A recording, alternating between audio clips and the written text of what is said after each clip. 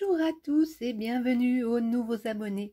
Aujourd'hui, on se retrouve pour un tuto carte pop-up. Vous savez peut-être que je me suis lancée dans le défi fou de vous proposer 52 cartes pop-up différentes d'ici la fin de l'année.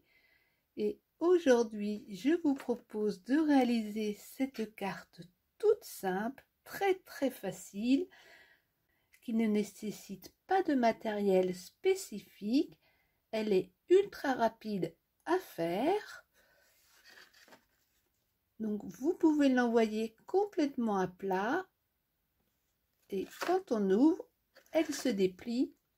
Ça peut non seulement vous servir comme une carte, mais pourquoi pas pour une déco de table pour Pâques. À propos de Pâques, je n'aurai pas le temps cette année de faire beaucoup de déco, je crois. Pour celles qui n'avaient pas suivi les vidéos l'année dernière, je vous avais fait un tuto pour faire ce grand œuf qui s'ouvre et qui peut contenir beaucoup de choses, puisque vous voyez, ça fait presque 15 cm. Vous avez également la version en petit. Je vous mets les liens des vidéos en barre de description. Et surtout, je vous fais les gabarits que je mettrai sur Facebook, sur Muriel Scrap, le groupe, où vous pourrez les télécharger. Mais aujourd'hui, on n'est pas là pour les décos de Pâques, mais juste pour réaliser cette petite carte ultra facile. Et dans la vidéo, je vous glisse 2-3 petites astuces qui, je l'espère, vous plairont. Alors, ça vous tente? C'est parti? Allez, on y va. Pour réaliser la carte, il vous faudra un morceau de 19 cm de haut sur 27 cm de large. Alors attention, ne prenez pas un motif qui a du sens, sinon on va avoir un souci. Et prenez de préférence, si vous prenez un papier déco, un papier qui est imprimé recto verso. Pour une des cartes, j'ai pris du papier de ce bloc-ci de chez Action. Et pour l'autre, j'ai pris le papier craft épais de chez Action.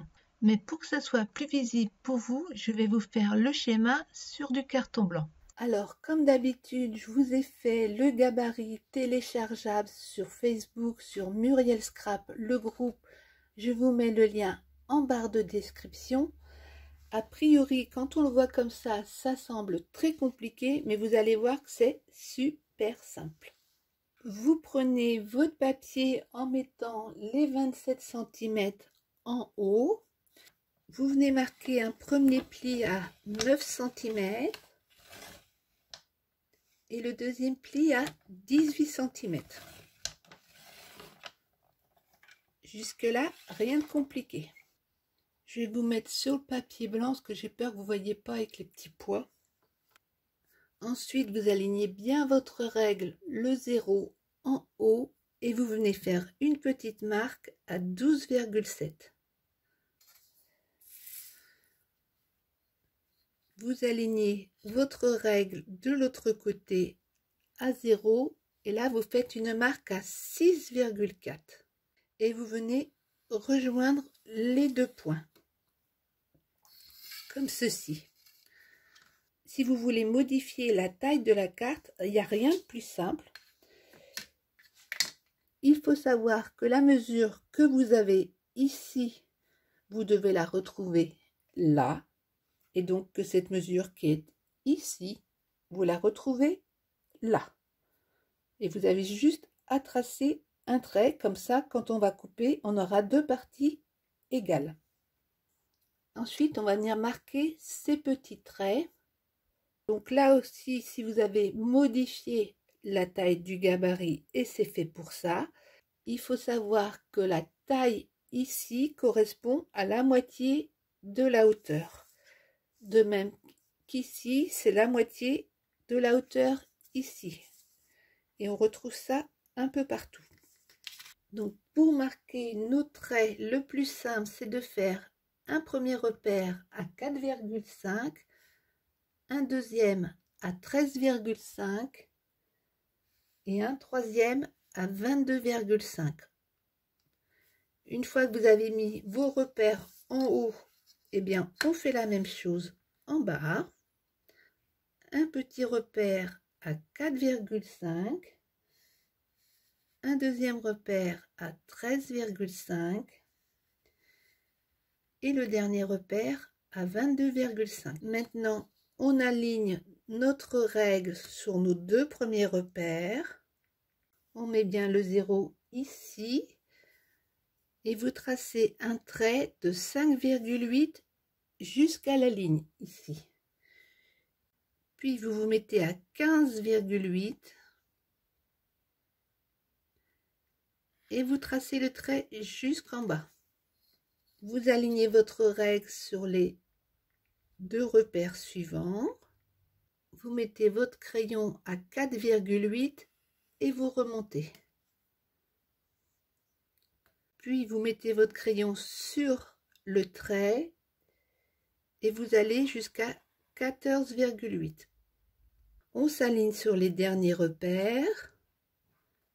On met notre crayon à 3,7 et on descend jusqu'au trait. On met notre crayon à 13,3 et on descend jusqu'en bas de la feuille. Voilà, tous nos traits sont marqués. Je fais la même chose tout de suite sur l'autre papier design. Je vous passe les étapes. Ensuite, je viens découper sur mes traits et je déplace mes ciseaux d'1 millimètre pour élargir la fente.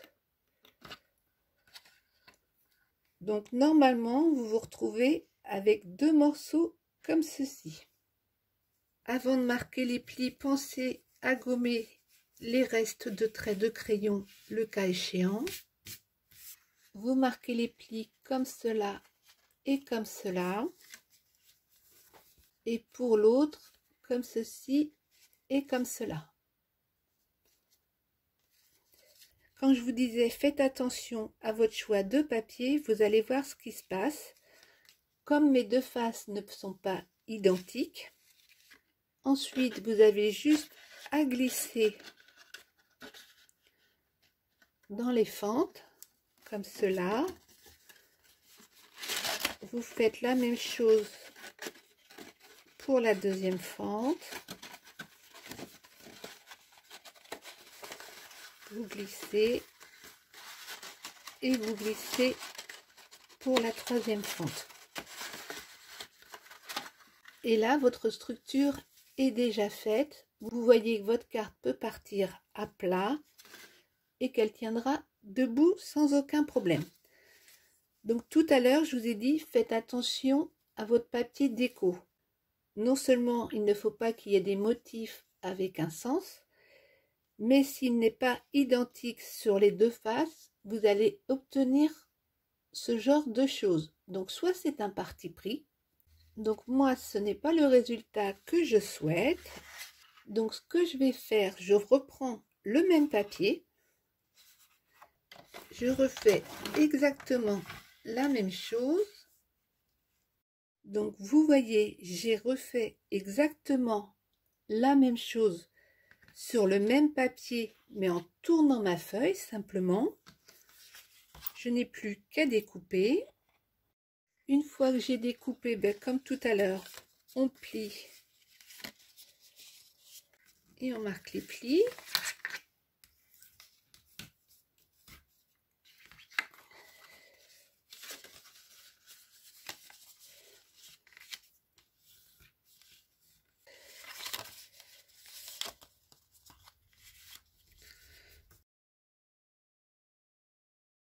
Et je choisis le même modèle face visible ici, donc ceux avec les pois, et je viens tout simplement glisser mon papier dans les encoches. Et cette fois-ci, j'ai bien tous mes petits pois sur le devant comme je le voulais au départ. Et je n'ai plus qu'à faire ma déco. Les deux autres morceaux, eh bien, je les associe aussi. Et j'obtiens ainsi en très peu de temps deux bases de cartes qu'il ne me reste plus qu'à décorer. Comme j'avais envie de faire une carte avec une imitation d'arbre, j'ai refait le même schéma, mais cette fois-ci sur le papier craft épais de chez Action. Je voulais mettre un tamponnage imitation bois, mais je n'en ai pas. Donc ce que je vais faire, c'est que je vais tout simplement prendre un de mes classeurs embossage imitation bois. Je vais prendre ma mousse magique. Alors pour celles qui ne connaissent pas ce produit, je vous ai fait un tuto sur ça. Je vous le mets en barre de description si vous ne l'avez pas déjà vu. Je prends mon heat gun, je chauffe.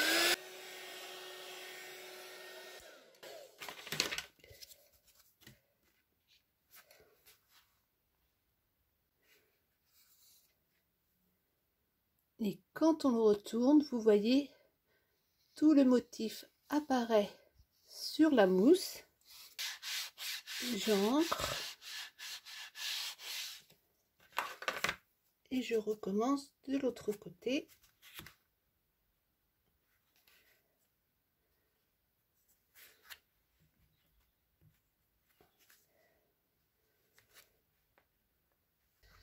Et avec cette mousse, ce qui est pratique, c'est que vous remettez un petit peu d'eau dessus.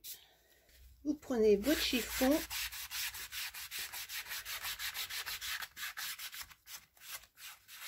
Vous la nettoyez.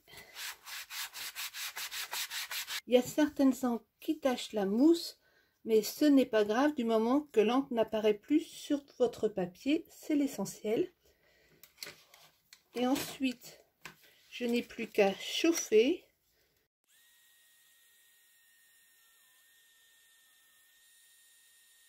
Et vous voyez, ma mousse est prête pour un prochain tamponnage. Donc ça, franchement, c'est un produit que je vous recommande. C'est vraiment super pratique parce qu'on peut transformer tous les objets du quotidien en tampons. Avec les petits doigts de chez Action, je suis venue ancrer mes bords. Donc vous voyez, c'est très pratique, je trouve. Maintenant que j'ai ancré mes fonds, eh bien, je vais pouvoir découper mes petits traits. Je marque mes plis.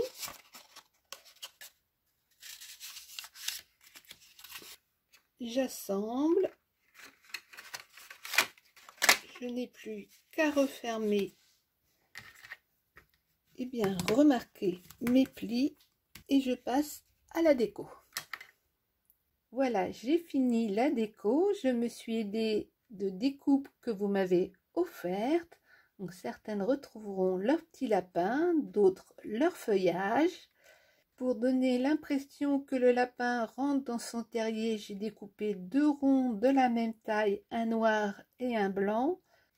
Puis j'ai découpé tout simplement les petites pattes que je suis venue coller, sans oublier la petite queue.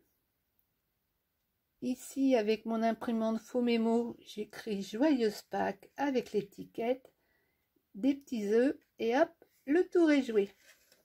Sur ce modèle, j'étais très light sur la déco, tout simplement puisqu'il est destiné à aller dans mon album dans lequel je fixe un exemplaire de chaque tuto. J'espère que vous avez aimé ce tuto. N'hésitez pas à me laisser un commentaire. Vous savez que je prends un grand plaisir à vous lire et à vous répondre. Et puis pour celles qui recherchent des idées de déco pour Pâques, n'hésitez pas à regarder en barre d'observation. Je vous mets les liens vers des tutos qui peuvent être intéressants pour vous ou regardez tout simplement dans les playlists. Allez, on se retrouve très bientôt. Ciao, ciao!